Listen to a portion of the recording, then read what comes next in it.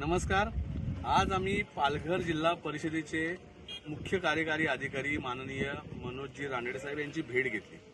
Palghar जिल्ह्यामधल्या 102 ambulance चालक, रुग्णवाहिका चालक जे आहेत हे सगळे भूमिपुत्र एल्गार संघटनेचे सभासद झालेले आहेत आणि त्यांच्या न्याय हक्काच्या मागण्या घेऊन आज आम्ही जिल्हा परिषदेच्या मुख्य कार्यकारी अधिकाऱ्यांना भेटलो। मला सांगायला आनंद वाटेल की मनोजजी रानडे साहेब हा अत्यंत सकारात्मक पॉझिटिव्ह अँगलने चर्चा करून या कामगारांच्या न्याय हक्कासाठी त्यांनी आम्हाला आश्वासित केले। त्यामुळे एक सकारात्मक अधिकाऱ्याबरोबर भेट झाल्याचं आम्हाला समाधान आहे।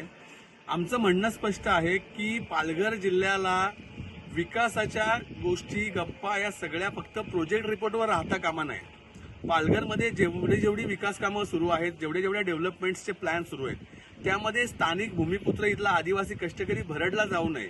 हे सगळे ॲम्ब्युलन्स चालक 10-10, 12-12, 15-15 वर्ष इथे काम करतात, अक्षरशः 24-24 तास काम करतात।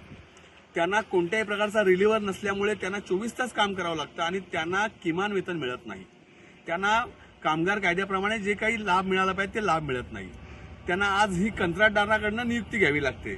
कंत्राटदार त्यांना 4-4 महिने पगार देत नाही। आम्ही या सगळ्या मागण्या घेऊन माननीय मुख्य कार्यकारी अधिकाऱ्यांशी चर्चा केली।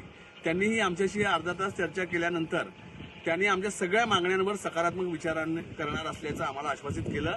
येत्या काळामध्ये या संदर्भात एक जॉईंट मीटिंग लावतात। पण या निमित्ताने मला सगळ्यांना सांगायचं की पालघर जिल्ह्यामध्ये हा अन्याय फक्त ॲम्ब्युलन्स चालकांवर नाहीये। परवाचं आपलं धुलाई आंदोलन आपण बघितलं, ज्या धुलाई कर्मचारी महिला आश्रमशाळेच्या, हे 102 ॲम्ब्युलन्स कर्मचारी आहेत। असे वेगवेगळ्या डिपार्टमेंटमध्ये असलेले सगळे भूमिपुत्र स्थानिक आदिवासी बांधव हे किमान वेतनापासून वंचित आहेत, यांच्या हक्काच्या रोजगारापासून वंचित आहेत। उद्या कधीही मनाला वाटेल तेव्हा यांना काढून टाकतील, घरी बसवतील। म्हणजे रोजगार जनरेट होणं, जिल्ह्याचा विकास झाल्यानंतर जनरेट होणारा रोजगारावर तर आमचा अधिकार आहे, तो तर आम्हाला पाहिजेच। पण ऑलरेडी आम्ही जे काम करतो तो रोजगार पण तुम्ही असा अधांतरी ठेवलेला आहे, तोही रोजगार आम्हाला मिळणार नाही। पालघर जिल्ह्यामधल्या भूमिपुत्र आदिवासी कष्टकरी कामगाराला, वाहन चालकाला जर किमान वेतन मिळत नसेल, 10-12 हजारामध्ये त्यांना तुम्ही राबवून घेत असाल 24-24 तास, तर हा अन्याय आम्ही सहन करणार नाही। याचप्रमाणे जे जिल्ह्यातले इतर कंत्राटी कर्मचारी आहेत की त्यांना किमान वेतन आणि इतर लाभ मिळत नाही, त्यांना असं राबवून घेतलं जातं जनावरासारखं, हे आता आम्ही खपवून घेणार नाही। हे आम्ही साहेबांना नम्रपणे सांगितलं की याबाबत लवकर निर्णय घ्या। माननीय उच्च न्यायालयाचे आदेश आहेत, नागपूर खंडपीठाचा एक आदेश आहे, 2024चा एक शासन निर्णय आहे। ज्या कर्मचाऱ्यांना 10 वर्षापेक्षा जास्त सेवा झालेली आहे त्यांना कायमस्वरूपी कामात समाविष्ट करून घेण्याचा न्यायालयाचा निर्णय, शासन निर्णय। मग हे सगळे शासन निर्णय आणि न्यायालयाचे आदेश फाट्यावर मारले जातात का? न्यायालयाचा अवमान खुलेआम केला जातो का?